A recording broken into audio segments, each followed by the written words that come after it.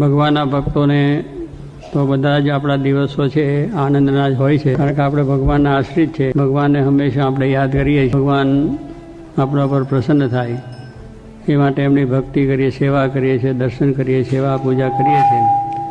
એટલે એ બધા આપણા માટે આનંદના દિવસો છે. અને ભગવાન આપણા પર પ્રસન્ન થાય, આપણા કાર્યોમાં પણ એમને હંમેશા આશીર્વાદ હોય કે જેથી કરીને આપણે સુખ શાંતિ પ્રાપ્ત કરી શકીએ અને ભગવાનની ભક્તિ પણ સારી રીતે થઈ શકે. કે ભક્તિ ક્યારે થાય કે પેટમાં જરા ખોરાક પડ્યો હોય તો ભજન થાય, અને ભજન કરીએ તો ખાવાનું મળે. બે ભજન ને ભોજન બે ભેગું છે. ભજન કરીએ તો ભોજન મળે અને ભોજન કરીએ તો ભજન થાય.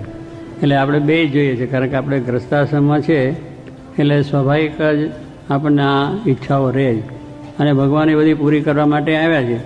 પણ પહેલું